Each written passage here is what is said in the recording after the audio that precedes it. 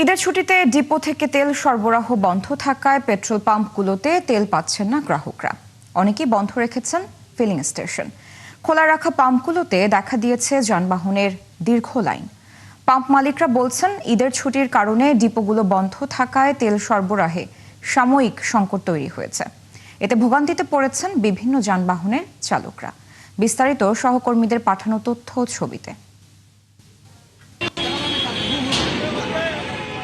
টানা ছুটিতে ডিপো থেকে জ্বালানি তেলের সরবরাহ না থাকায় সোমবার সকাল থেকে চট্টগ্রামের বেশ কিছু ফিলিং স্টেশন বন্ধ। যেসব পাম্পগুলোতে তেল মিলছে সেখানেও দীর্ঘ লাইনে অপেক্ষা গাড়ি চালকদের। ফিলিং স্টেশনের ম্যানেজাররা বলছেন, বিপিসির পদ্মা, মেঘনা, যমুনা থেকে পর্যাপ্ত ডিজেল না পাওয়ায় চালকদের তেল সরবরাহ করা যাচ্ছে না। সরকার বলতেছে কি তেলের কোনো ঘাটতি নাই, কিন্তু পাম্প বলতেছে তেল নাই। পুরোটা একটা সিন্ডিকেটের উপর দেশ যাচ্ছে। তেল ওদের কাছে মজুত করা আছে, এখন কেন দিচ্ছে না এটা এখনো আমরা বলতে পারতেছি না। প্রয়োজন মতো যদি না পাই তাহলে আমাদের তো রুজি রোজগারও হচ্ছে না, এটাই সমস্যা। যেগুলো আছে ছোটখাটো ফার্ম, এগুলোতে একদম তেল দিচ্ছে না। শিপের মধ্যে অকটেন তেল আসতেছে, জ্বালানি আসতেছে, কিন্তু আমরা জ্বালানি পাচ্ছি না। রাজশাহীতে সকাল থেকে একের পর এক পেট্রোল পাম্প ঘুরে বাইকে জ্বালানি তেল নিচ্ছেন ভোক্তারা। তাদের অভিযোগ, গ্রামে বোতলে পেট্রোল বিক্রি হলেও শহরের পাম্পগুলোতে নিয়মিত তেল মিলছে না।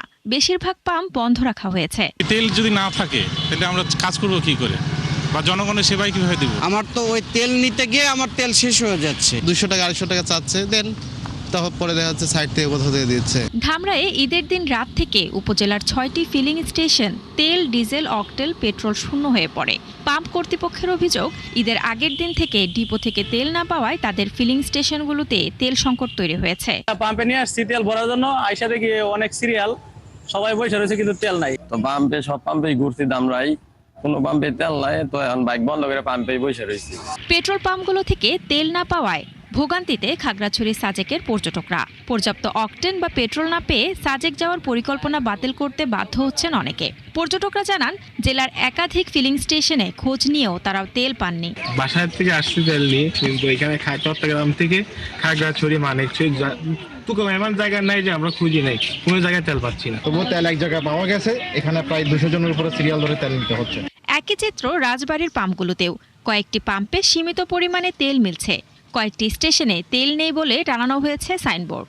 কুষ্টিয়া, মজমপুর 2টা পাম্পে তেল পাই নাই, রাত্রে তেল পাই নাই।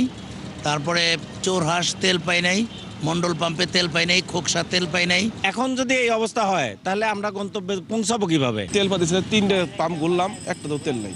আমি এখন কেমনে যাবো, অফিসে কি বুঝে দেবো? ডিপো তেল দিচ্ছে না, যার কারণে আমরা তেল পাচ্ছি না। পর্যাপ্ত পরিমাণ দেওয়ার কথা, কিন্তু সেই তেল নাই। ঈদের ছুটিতে ডিপো থেকে চাহিদা মতো তেল না পাওয়ায় রূপগঞ্জে ঢাকা সিলেট মহাসড়ক ও এশিয়ান হাইওয়ে সড়কের পাশে 14টি ফিলিং স্টেশনের মধ্যে মাত্র একটি খোলা রয়েছে। সেখানে মিলছে অল্প পরিমাণ অকটেন, নেই ডিজেল। এতে তৈরি হচ্ছে দীর্ঘ লাইন।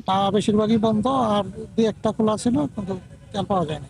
ওইদিকে কোনো পাম্পে তেল নাই, এখানে আছে 200 টাকা করে তেল দিতেছে। সবাই মোটামুটি দিয়া চালাইতেছি, বন্ধ রেখেছি না, আমরা চালাইতেছি। আমরা ঈদের দিন রাত্রেই আপনার অকটেন শেষ হয়ে গেছে, আর ডিজেল শেষ হয়েছে কিছুক্ষণ আগে। তবে মঙ্গলবার থেকে জ্বালানি তেল সরবরাহ স্বাভাবিক হবে বলে আশা করছেন পাম্প মালিকরা। শাতা ইসলাম, 71।